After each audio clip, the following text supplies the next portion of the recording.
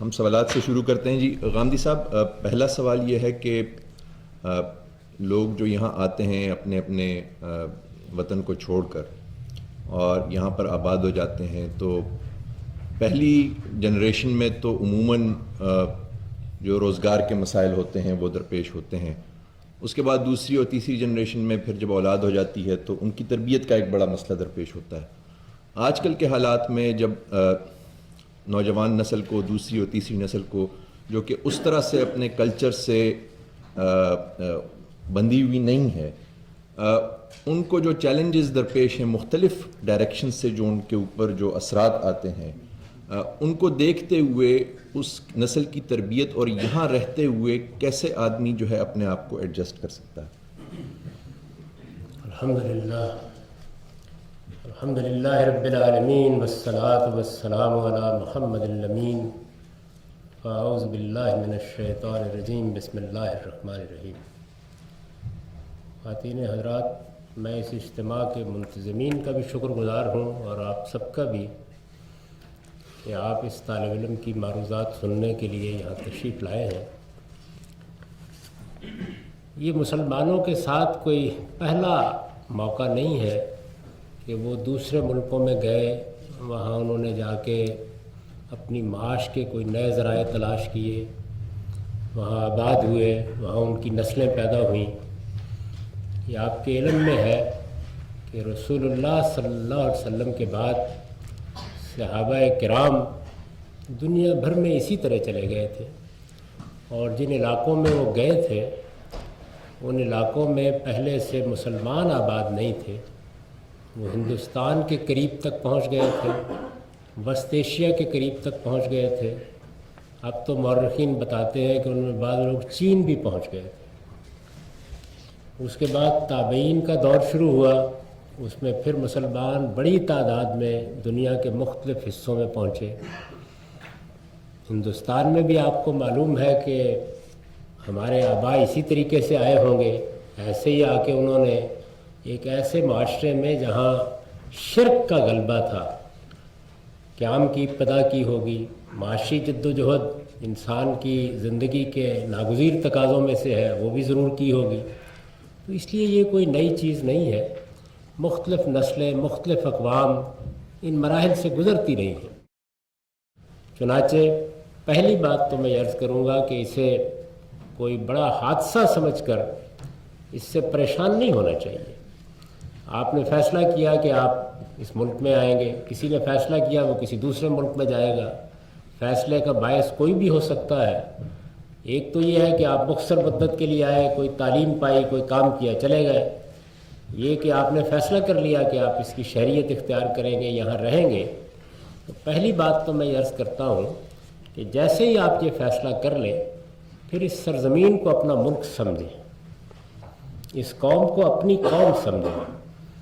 ہم جس دور میں جی رہے ہیں اس میں اب قومیں نیشن سٹیٹ کی بنیاد پر اپنی ریاستیں قائم کیے ہوئے ہیں. 1947 میں جب ہم پاکستان میں آباد ہوئے تو آپ یہ جانتے ہیں کہ ایک دن کے اندر اندر پاکستان کے مسلمان، پاکستان کے بدھ، پاکستان کے ہندو، پاکستان کے مسیحی سب پاکستانی ہو گئے. وہاں بھی یہی صورتحال پیش آئی. تو آپ جب یہاں آتے ہیں تو سب سے پہلی چیز یہ ہے کہ اس ملک کو اپنا ملک سمجھیے، اس قوم کو اپنی قوم سمجھیے. اب اپنے ملک اور اپنے قوم کے اندر جیسے آدمی کو وفاداری کے ساتھ رہنا چاہیے، جس طریقے سے اعلیٰ اخلاقی اصولوں پر قائم ہو کے زندگی بسر کرنی چاہیے، وہی کام یہاں بھی کرنا چاہیے. مسلمانوں کو جو سب سے بڑا چیلنج اس وقت درپیش ہے وہ ان کا داخلی چیلنج ہے، اور وہ یہ ہے کہ وہ ایک تہذیبی اور اخلاقی بحران میں گرفتار ہو کر رہ گئے ہیں. چونکہ ہمارے ہاں صدیوں سے کچھ تربیت کا نظام اتنا ناقص ہو گیا کہ اخلاقی معاملات کی اہمیت لوگوں کی نگاہوں میں بہت کم ہوتی چلی گئی. جب مذہب کی گفتگو ہوگی، کوئی خطبہ دیا جائے گا، کوئی واعظ کیا جائے گا، کوئی تقریر کی جائے گی، اس میں فضائل بھی زیر بحث آئیں گے، اس میں تاریخ بھی زیر بحث آئے گی، اس میں واقعات بھی سنائے جائیں گے. لیکن سب سے کم جو چیز موضوع بحث بنے گی وہ یہ کہ مسلمان کی حیثیت سے ہمارا اخلاق اور ہمارا کردار کیا ہونا چاہیے. चुनाचे हम ये देखते हैं कि आदमी नमाज भी पढ़ लेता है, रोज़ा भी रख लेता है, हज उम्रा के लिए भी चला जाता है, लेकिन उसके साथ मिलावट भी करता है, झूठ भी बोलता है, धोखा भी देता है, फरेब भी करता है, लोगों के माल पर कब्ज़ा भी करता है, अगर चोरी का मौका मिले तो वो भी कर लेता है, झूठी दस्तावेज़ात बनानी पड़े तो उसमें भी उसको कोई बात नहीं होता। ये इस वजह से है कि हमारे बातिन में एक अखलाकी बहरान है। तो सबसे पहली चीज़ ये है कि जब आप एक कौम के शहरी की हैसियत से उसमें आबाद हो रहे हैं तो ज़रा अपना जायज़ा लेके देख लीजिए कि आपकी हैसियत क्या है। आप नस्ली बुनियाद पर कोई कौम नहीं है बल्कि मुसलमान कहलाते हैं, और मुसलमान का मतलब ये है कि आपका एक मज़हब है, आपका एक नुक्ता नज़र है, आप कुछ चीज़ों पे एतकाद रखते हैं, आपने अपने लिए कोई ज़िंदगी का लाएअमल इख्तियार किया है, इसी को मुसलमान होना कहा जाता है।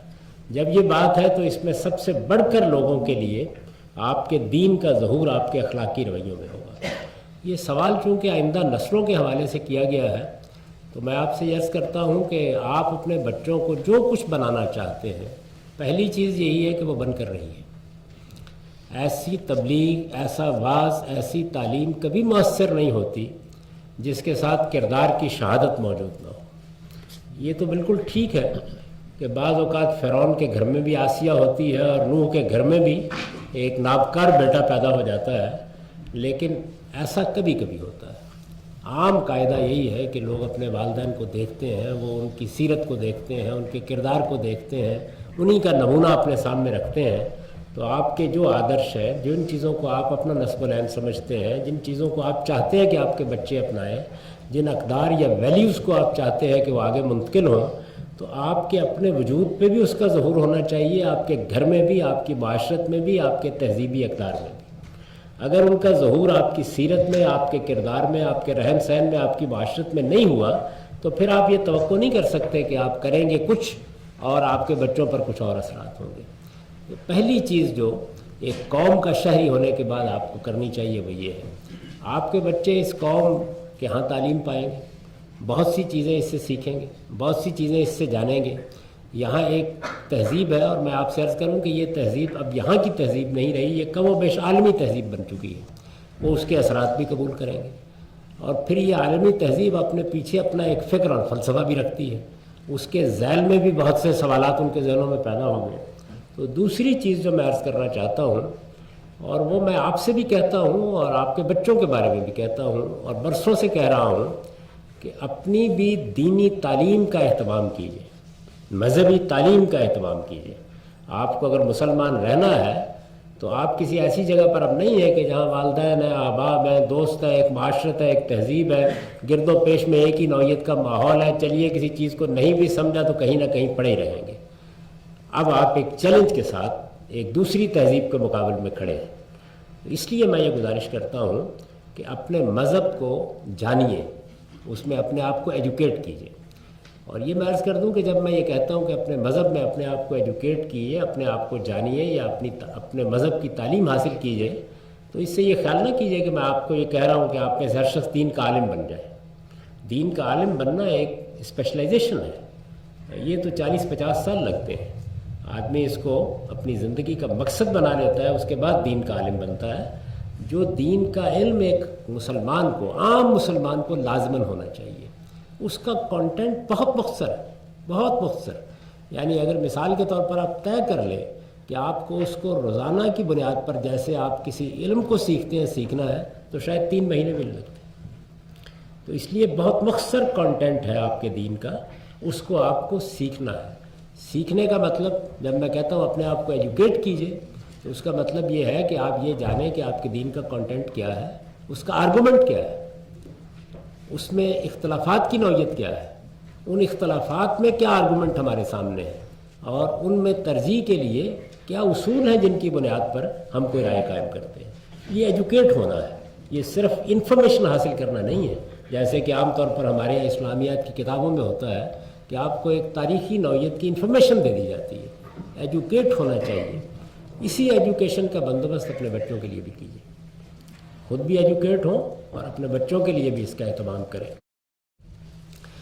हमारे यहाँ पाकिस्तान में, यहाँ को तो छोड़िए, बच्चों की मजहबी एजुकेशन के ज़मन में हम क्या करते हैं, ज़्यादा से ये कि कारी साहब को घर में बुला लेते हैं कि उनको नाज़रा कुरान मजीद पढ़ा दें, चंद दुआएं सिखा दें। یعنی مذہب بطور ایک علم کے یہ کبھی زیر بحث ہی نہیں آتا، بلکہ بچے کی نفسیات یہ بن جاتی ہے کہ قرآن مجید وہ کتاب ہے کہ جس کو زندگی میں کبھی سوچ سمجھ کر نہیں پڑھنا، اس کی نفسیات یہی بن جاتی ہے، وہ یہ طے کر لیتا ہے، اپنے باطن میں طے کر لیتا ہے۔ اس لیے میں آپ سے عرض کروں کہ اب کم و بیش میں 64-65 سال کا ہو رہا ہوں، میری 50-55 سال کی پبلک لائف ہے، لوگ کبھی یہ سوال نہیں کرتے کہ قرآن مجید کو سمجھنا کیسے ہے، وہ یہ سوال کرتے ہیں قرآن کو پڑھنے کا ثواب ہوگا یا نہیں ہوگا، اس لیے کہ ان کے ہاں قرآن مجید کو سمجھنے کی، ہدایت کی، رہنمائی حاصل کرنے کی کتاب ہے ہی نہیں، یہ ان کی نفسیات میں داخل ہی نہیں ہوا سرے سے۔ عورتیں یہی پوچھیں گی، مرد یہی پوچھیں گے، بڑے یہی پوچھیں گے، چھوٹے یہی پوچھیں گے، یہی صورتحال ہے۔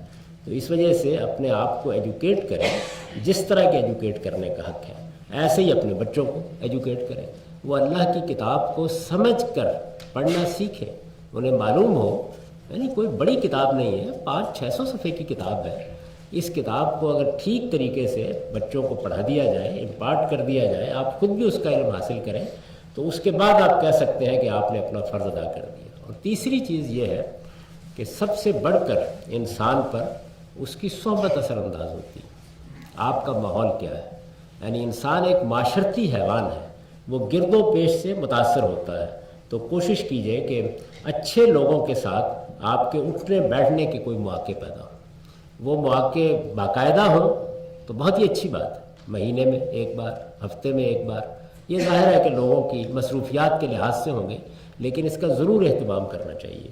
تو یہ 3 چیزیں ہیں جن کا اگر آپ اہتمام کر دیں تو زیادہ توقع یہی ہے کہ آپ کی آئندہ نسلیں اسی طریقے سے اس راستے پر گامزن رہیں گی جس طرح سے میں نے آپ سے عرض کیا کہ جب مسلمان ہندوستان میں آئے، ایران میں آئے تو وہاں ان کی نسلیں رہیں، لیکن اگر یہ سب کچھ نہیں کیا جائے گا تو پھر کچھ بھی ہو سکتا ہے، پھر اس کے لیے آپ منتظر رہیے، آپ پھر تقدیر نہیں بدل سکتے، دنیا کا نظام ایک خاص اصول پر چلتا ہے، وہ چلے گا اور جو نتائج اس سے نکلنے وہ بھی نکلیں گے۔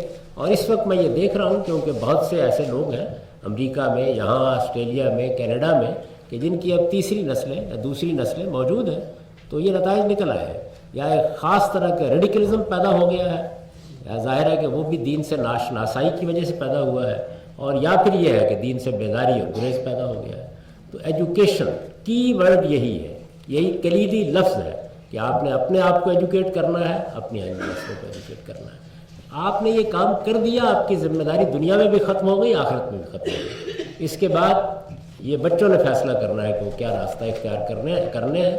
اور میں آپ سے عرض کرتا ہوں کہ انسانی تاریخ میں پیغمبروں کے ہاں پیدا ہونے والوں نے بھی دوسرے راستے اختیار کر لیے، یعنی آپ ضمانت نہیں دے سکتے، لیکن اپنا فرض ہم کو ادا کر دینا چاہیے۔